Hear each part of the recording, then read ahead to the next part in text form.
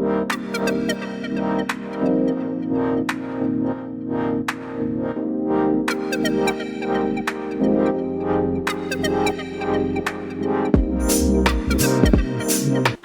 week, another episode of Ninja Pulse podcast, and this week's episode is a very unique one.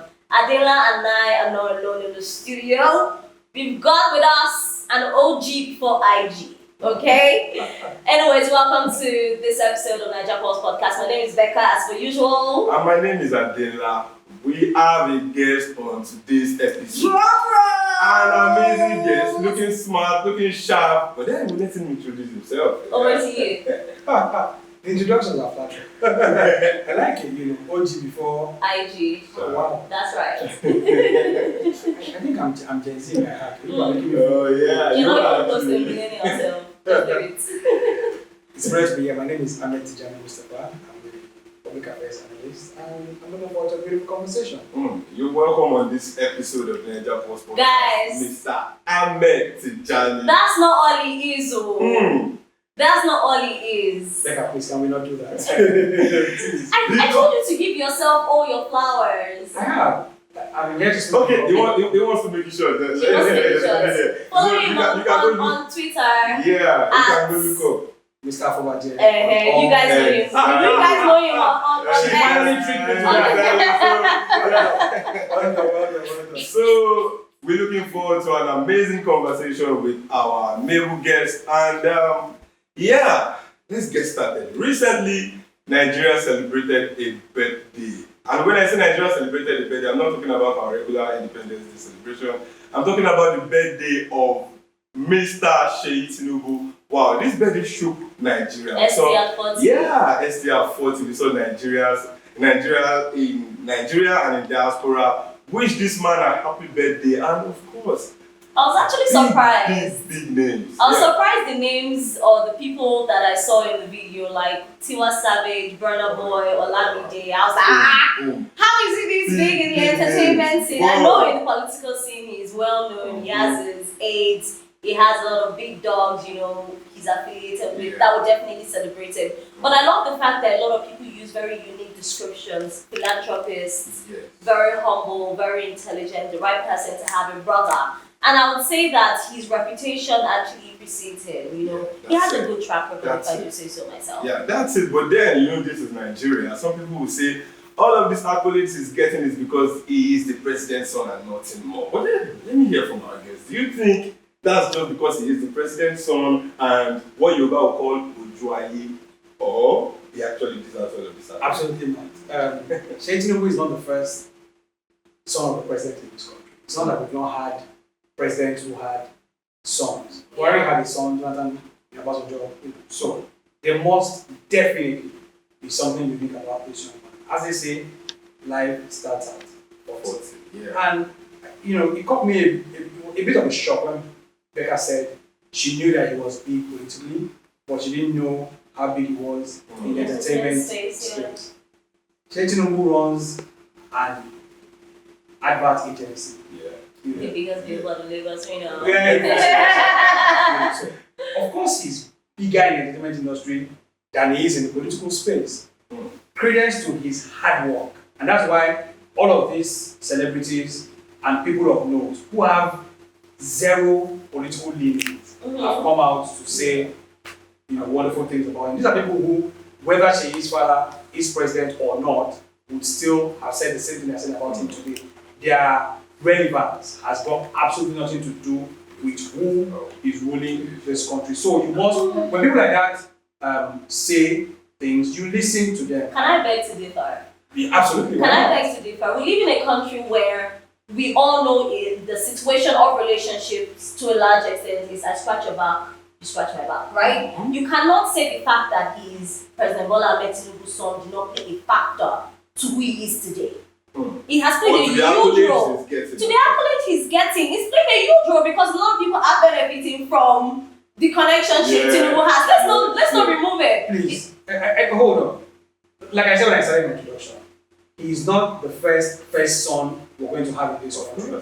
Can you point me to any other first son that has been disreceived by people in the entertainment industry. And Seyi Tinubu was not well received by engineers, or doctors, or lawyers. Why was he well received by the entertainment, by people in the entertainment industry, the big name? It's simply because there's been a relationship existing even before his father became president. You cannot take that away from him. Yes, I understand that his father is president now and he might play a role, but again, he would have gotten this much accolade with or without his father. So what you're saying in other words is apart from influence and affluence, he's a person of impact as well. Exactly. And he's somebody who has stretched out his hand to touch a lot of people's lives. And these are not just, these are young professionals. Like I said, and I will reiterate, whose lives and livelihood do not depend on who is governing this country at time. Most of their income do not even come from Nigeria, if we're being fair. Yeah. Tiwa Savage, Burna Boy, they make more from diaspora than they make from within this country. Arguably. So it doesn't matter to them if the PDP or Labour Party were in power, Burna Boy would still be Burna Boy. Yes, yes. And so he doesn't need to cozy up to Seyi Tinubu to be Burna Boy. He's not some upcoming artist that needs somebody to open a door for him. Anywhere Burna Boy goes in this world, he's recognized. He's met presidents and kings and captains of industries. He doesn't necessarily need Seyi Tinubu. And let's say Burna Boy introduced him as a legend. I have something very controversial to say. We're in the month of October and you know what happened 5 years ago at Lekki Toll Gates.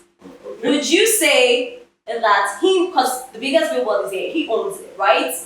Why didn't he step in as an influential person to support the youths during that time? I don't understand the question.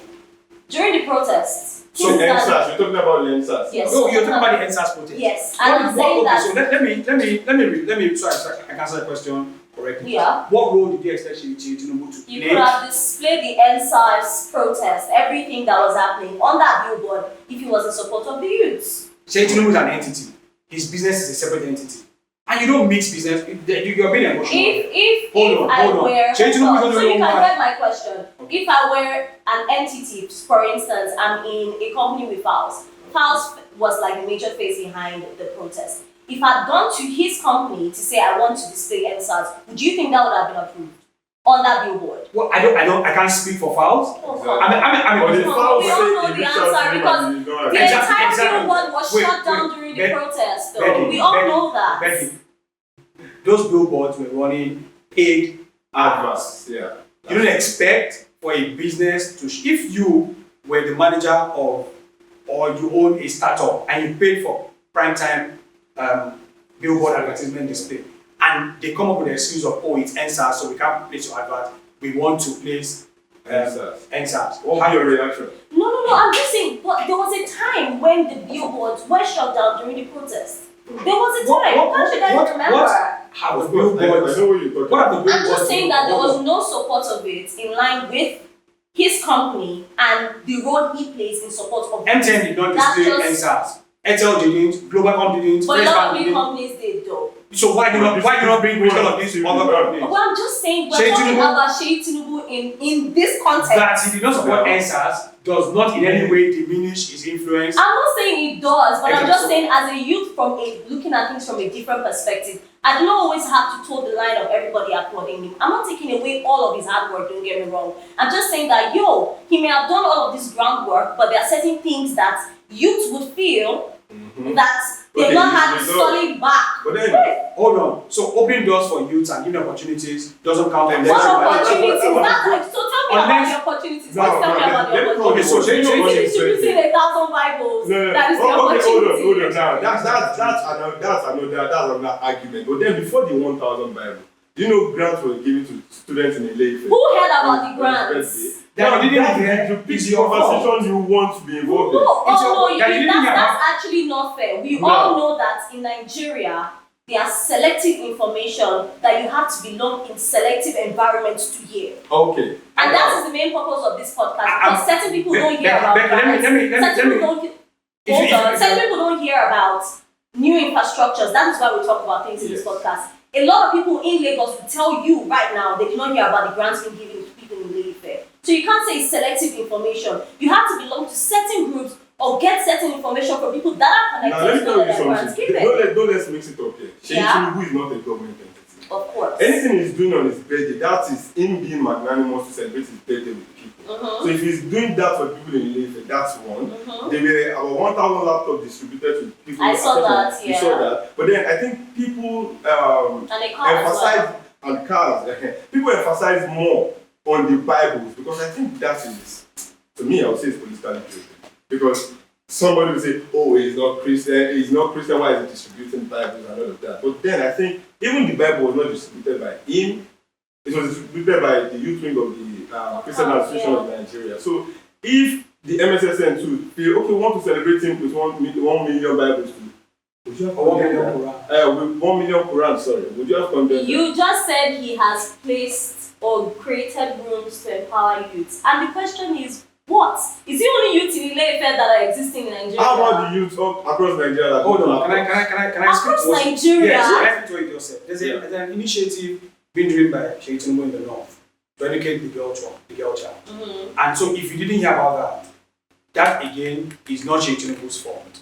Because those who is affecting are hearing about it. Then his media aid should do better in spreading across all of the hard work that he's doing. Please, he's not even doing it for media appeal. If he does that, you then say, oh, he's doing it for political reasons. So let's be fair. Yeah. Seyi Tinubu has gone to Ife, and he and his wife, I know, have a foundation. Yes, they know a foundation. They're doing quite a lot.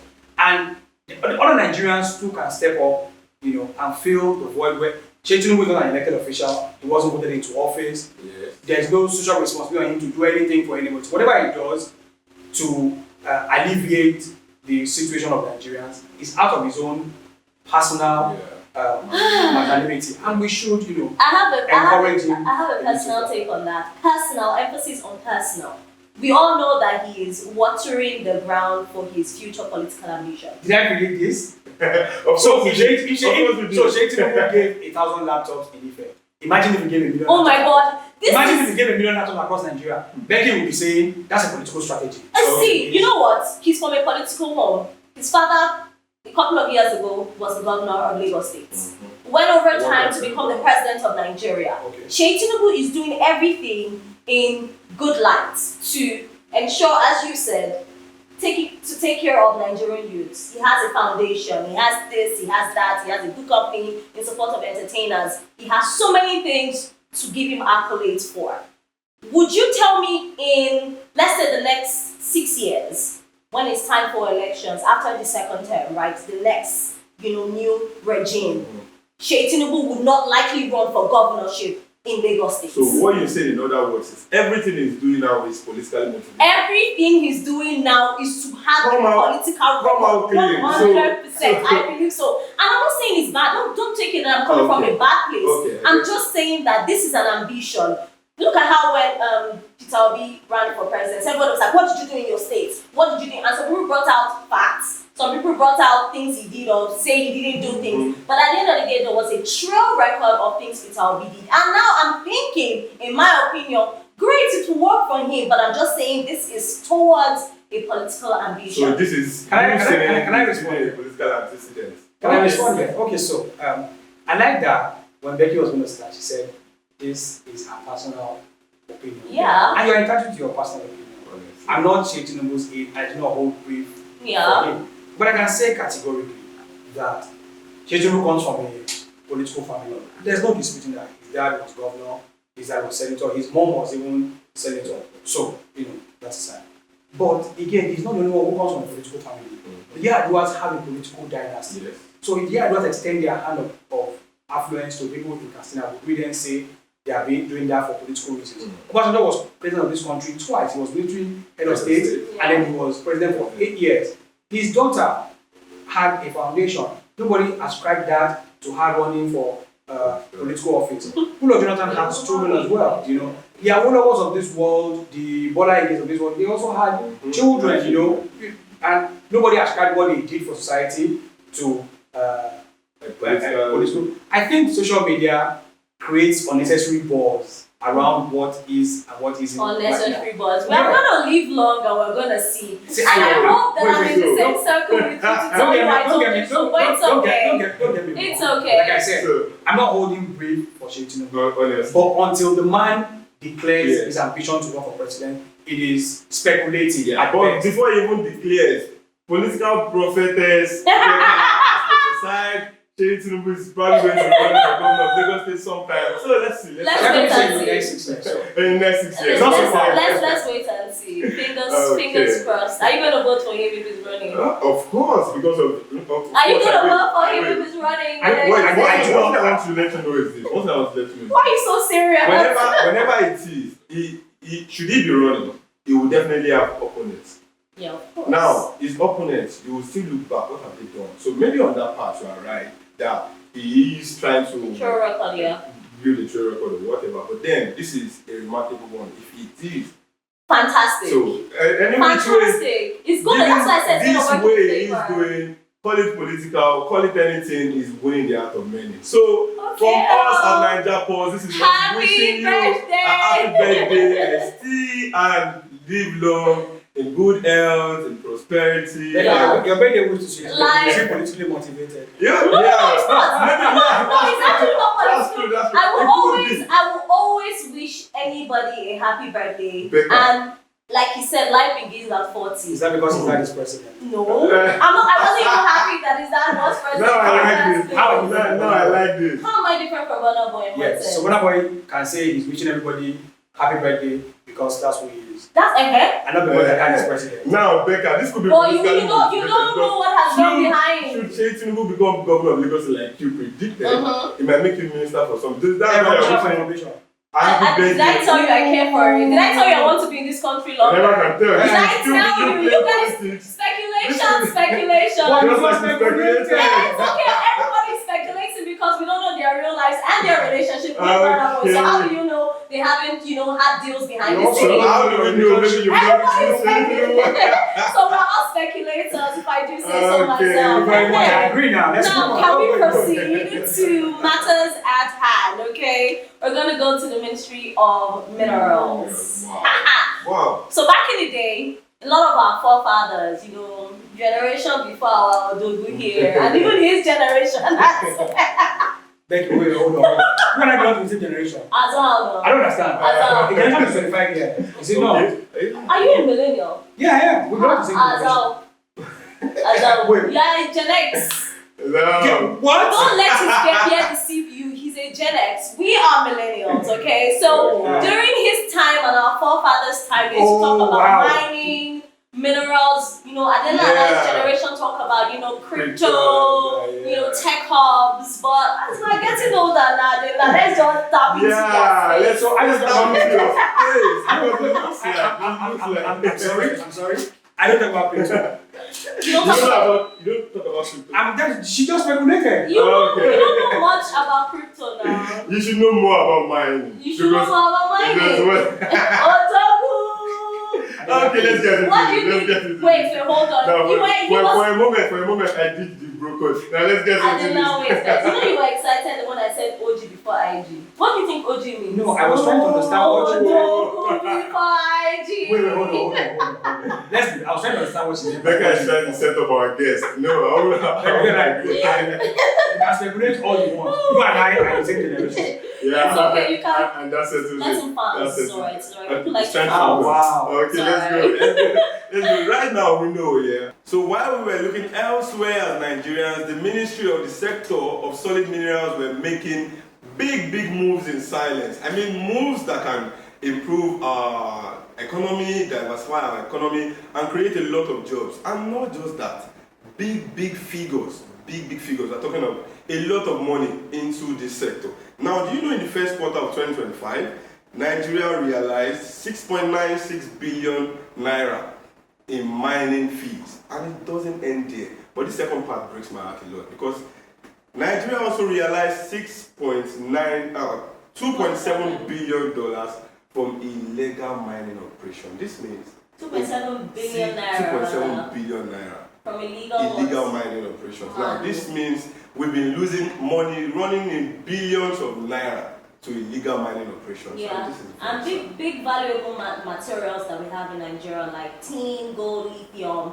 and all of these minerals or materials that have been exported, the government has made zero revenue from it, according to the news, though. But there's some big things I really want to ask him before he calls me a speculator again. You know, there's a lot of political questions I want to ask him. But before we delve into that, let's talk about some of the wins because some groundwork has been done so far. So far, the government has deployed over 2,350 mining marshals to, confirm compliance in a lot of mining sites.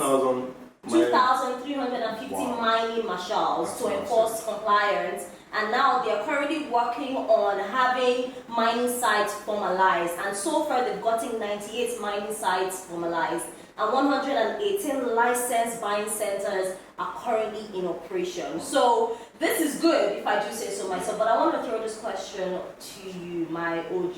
Right?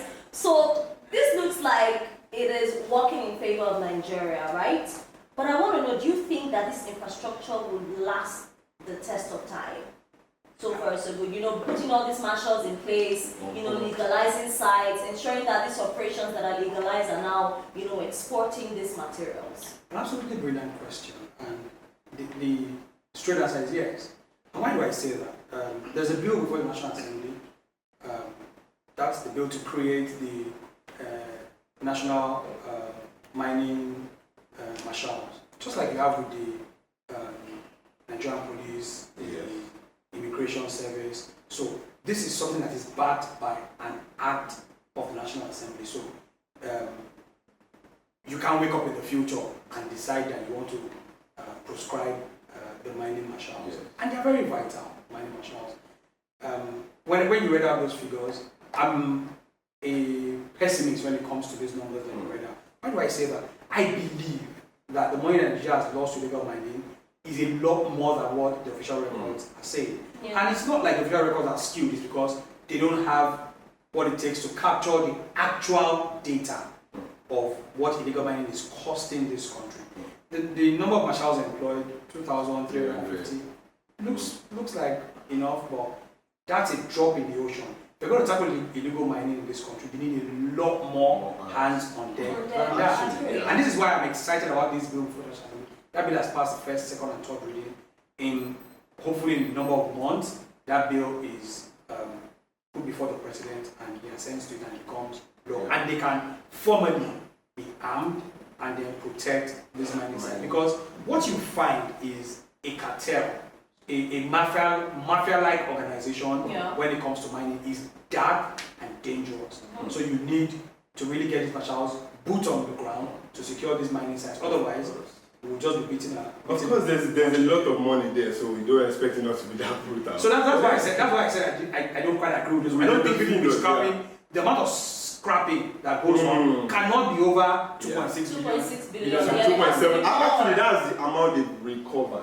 Oh, yeah. So there is more. A lot more. A lot more. But then let's give it to the mining marshals, 2,300. And I think this is an accolade on the side of the NSCDC, Nigerian Civil Defense. I think they are the ones training the civil marshal. The NSCDC is a department under the Ministry of Interior.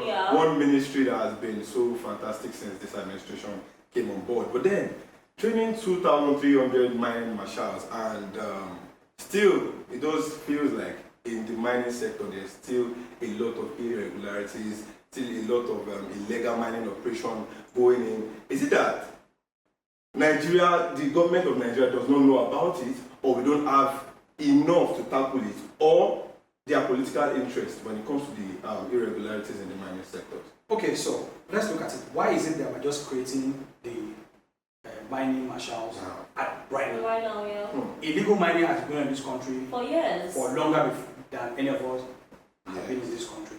So why is it just now? It must then speak to the thought process of the government of the day, and particular kudos to the minister who realized that it is high time government stopped the talk shop where we all just gather and have a conference, have a symposium about how much money Nigeria can make from regularizing the mining sector and standardizing that sector without taking any actual steps to put these things into action. So they've taken this step, and kudos to the minister for this. They've gone beyond that. They've gone to the point of putting a bill before the National Assembly that gives some kind of credence to whatever it is that they're trying to achieve here. So at this illegal mining sites politically motivated? Absolutely. So you agree? Yeah, of course. Unless we're going to be kidding ourselves here, nothing goes on in this country That is not funded. that is not Funded. known to those in Yeah. power.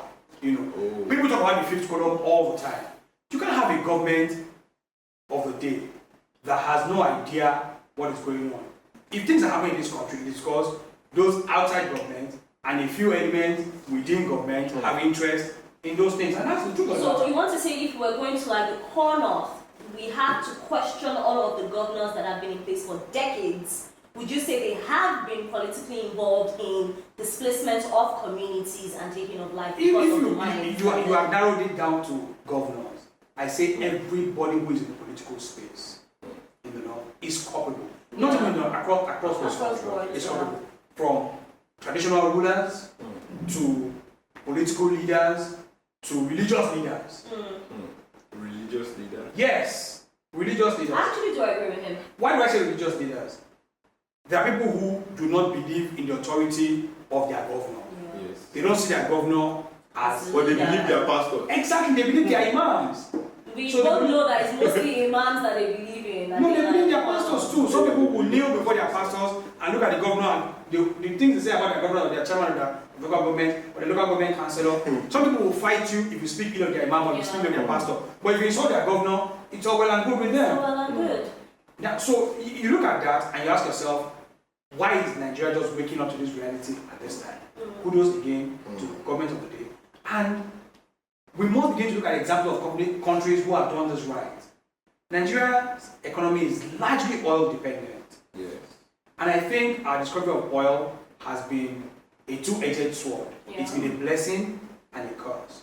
It made us give up on mining and also on agriculture. Yeah. You know, so right now we then need to realize that we cannot survive simply on exportation of oil. This country is blessed with a lot of other natural resources. Yeah. There's bitumen in those. You know what? I There is actually gold want in to the hold nation. your thoughts on oil, right? We want to talk about lithium. I'm going to link it to oil right now. So over the years, during this administration, they've gotten or attracted over $600 million in lithium. In case you guys don't know, you have lithium in your phones, you have lithium in electric cars, and in solar battery storages. So they've attracted $600 million in lithium processing investments in Nasarawa and in Lagos alone. And they've also gotten over $800 million in other mineral processing projects as well. And this is blowing my mind. And when they combine all of this money together, it's over $1.4 billion. That's You know, in combined committed capital. That's a lot. And this is not us talking about fundings that may or may not, you know, close. We're talking about what is on ground and running. So now I want to ask you, right?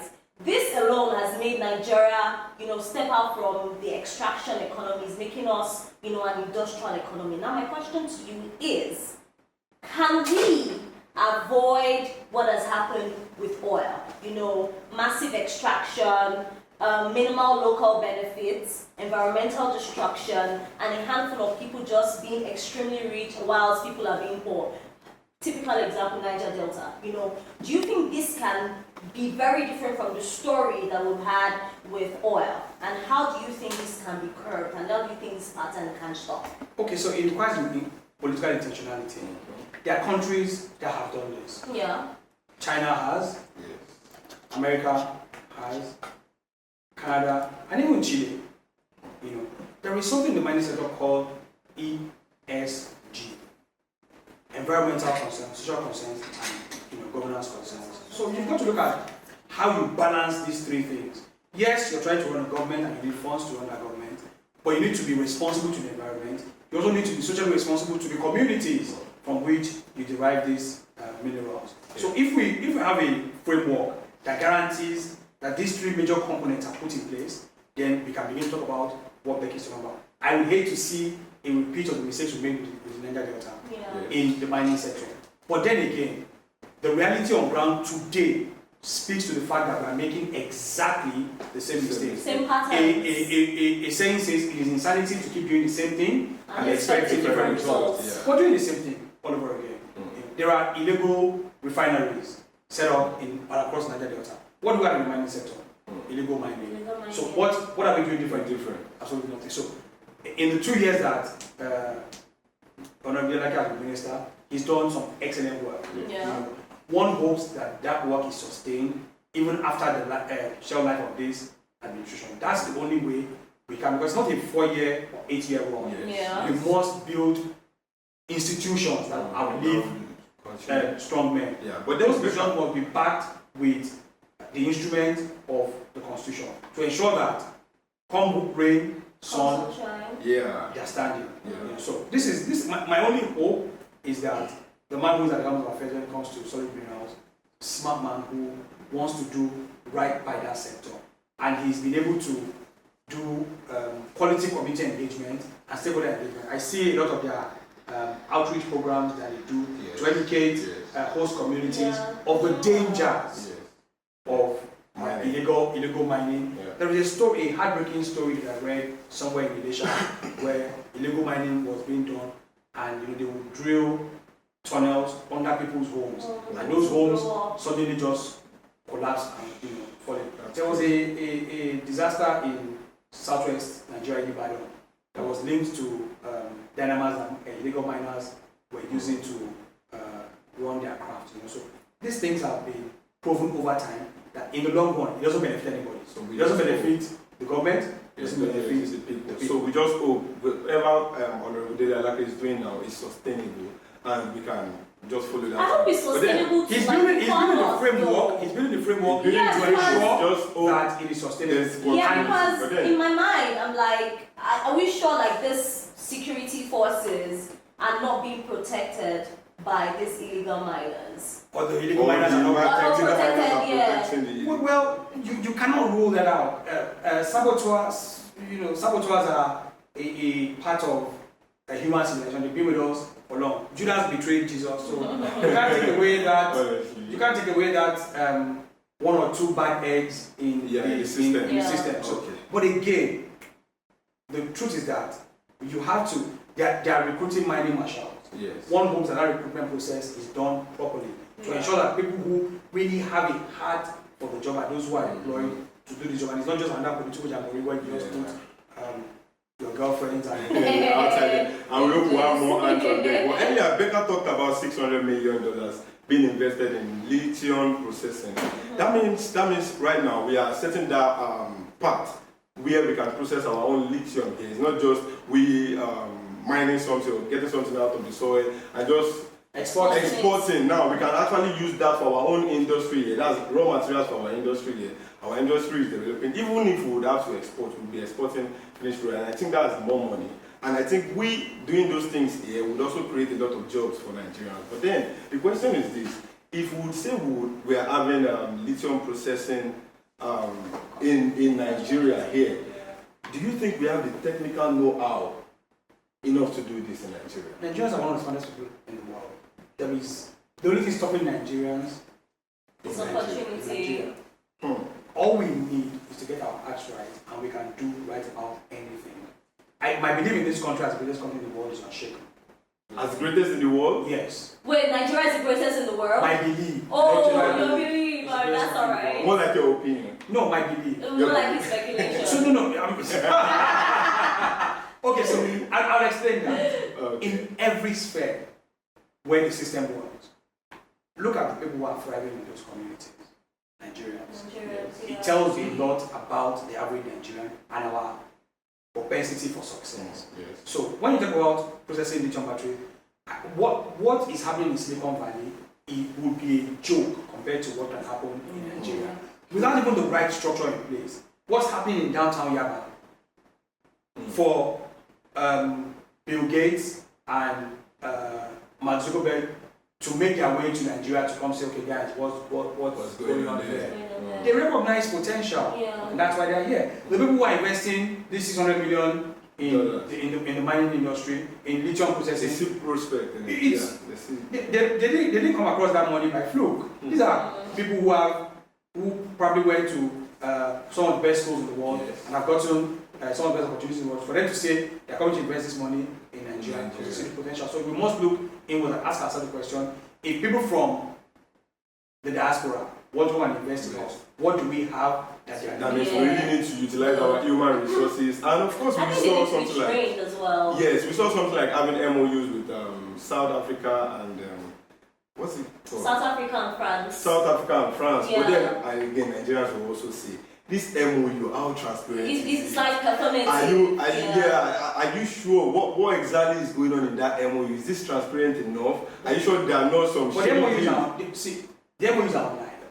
you know, Nigerians have a lot of things to say. Exactly. What we need to do as young Nigerians is sit down.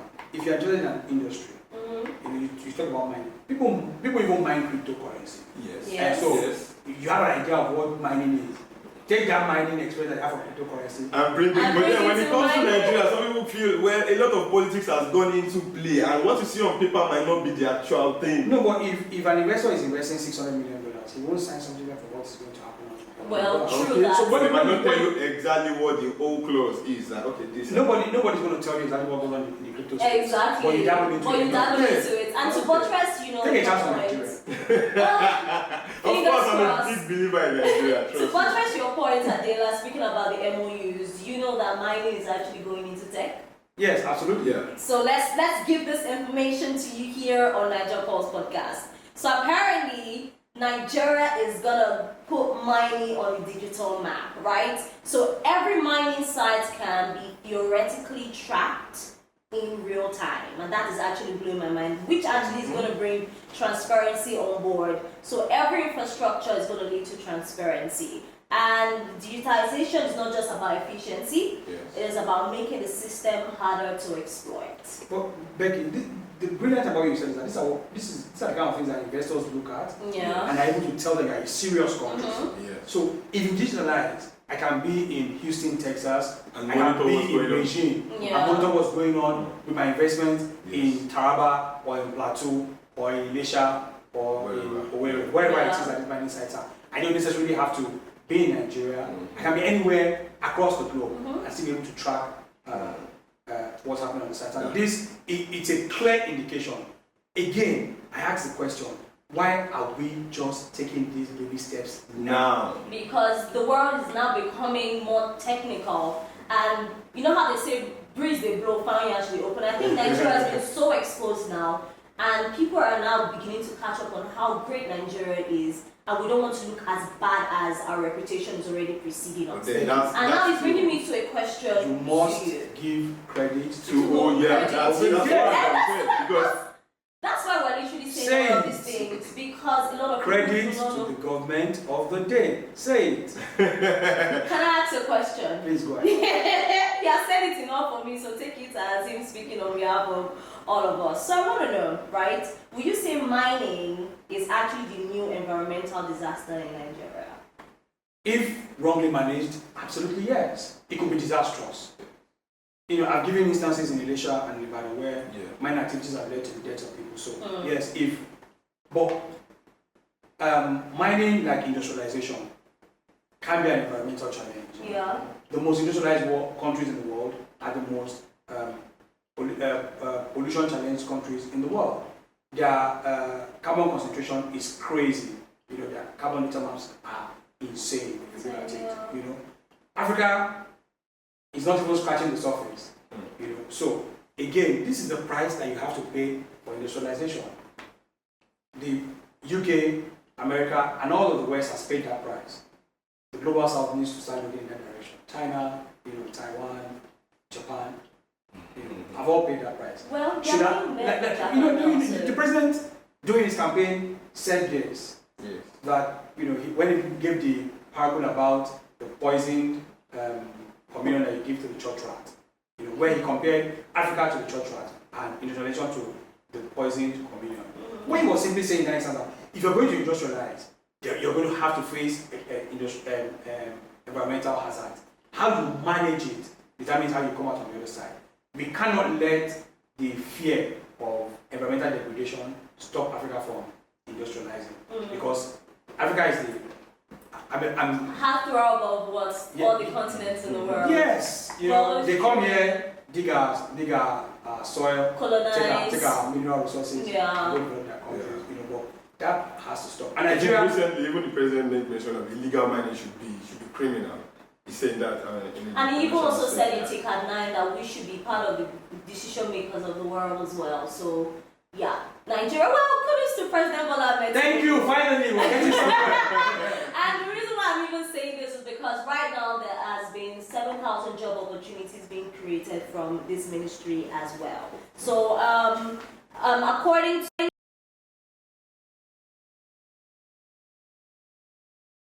$10 million for mining projects and no collateral required. Did you guys hear that? No collateral required. So this is massive because a lot of young investors go into the market and they see that it's capital intensive sectors where there are collaterals in place and people are like, man, I don't have anything to put in collateral. So now they're offering 2 to 10 million.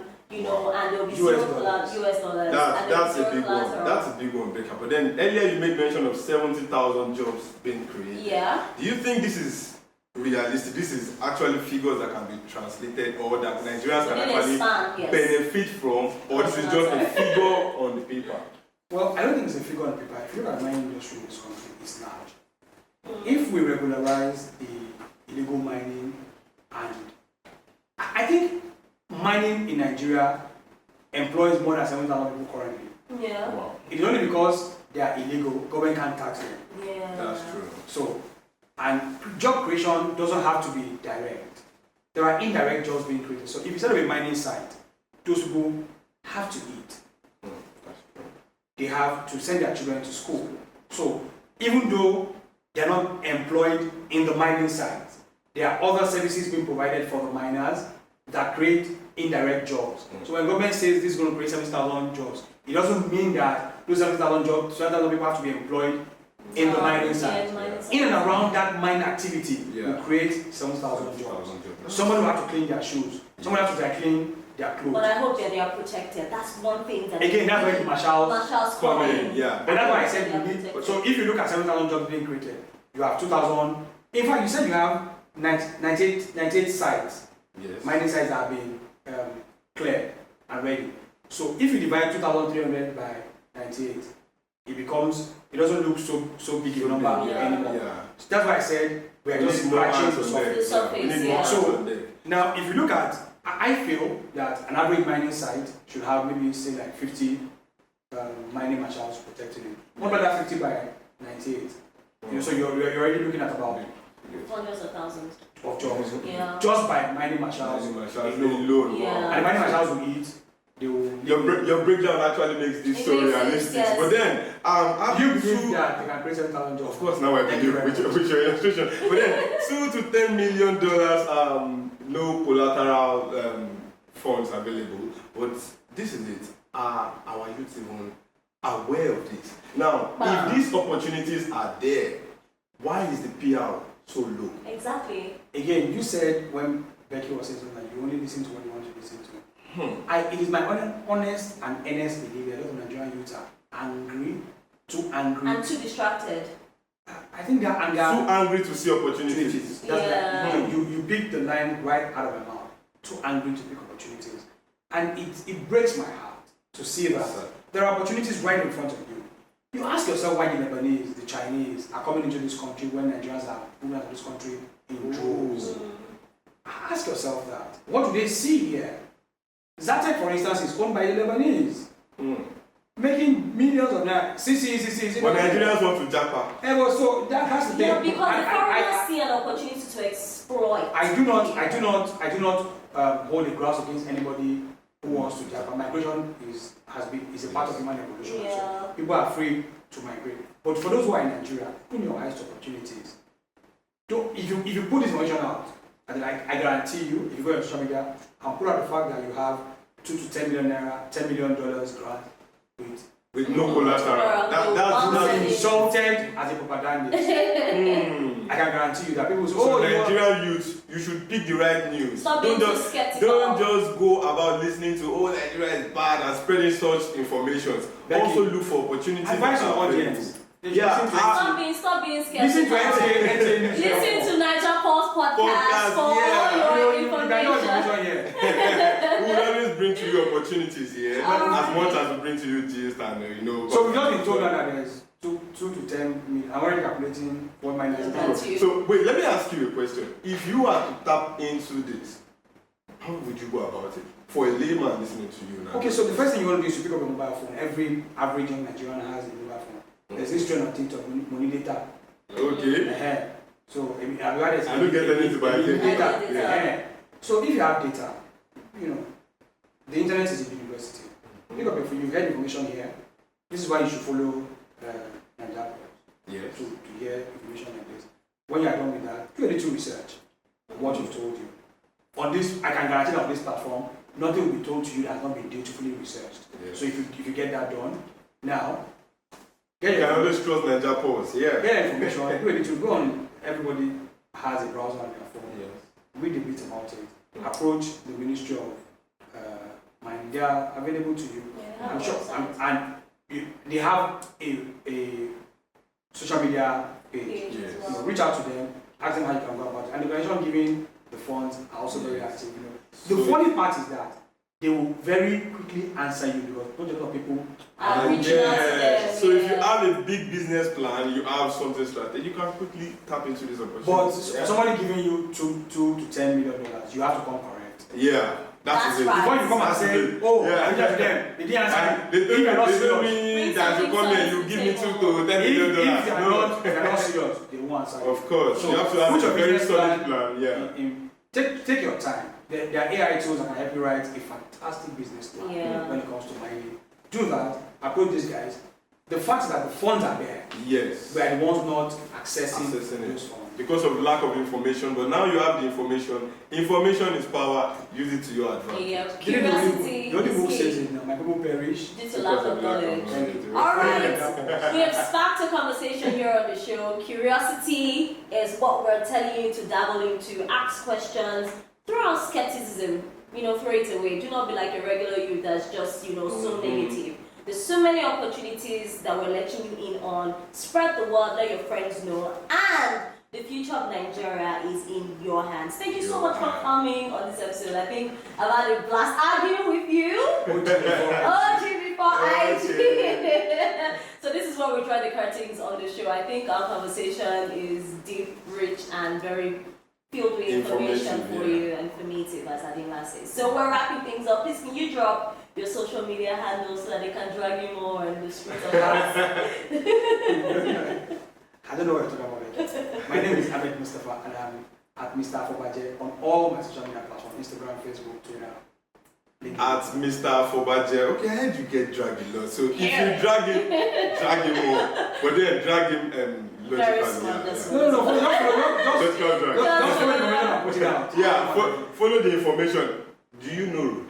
Why did you know Why is he Okay, so here? follow no road. Since he says no road. Exactly. Follow him, And yeah. follow us where they show you road Road. on all social media platforms, on Instagram at Niger Pulse Podcast, on X at Niger Pulse Pod, on TikTok at Niger Pulse Podcast, and Facebook at Niger Pulse Podcast as well. My name is Becca Beckins, and My name, as always, Adela. hey, we're wrapping up. Thank you so much for coming. It was An absolute pleasure to be here. such a blast. We're We're gonna have him again, guys. sometimes. Yeah.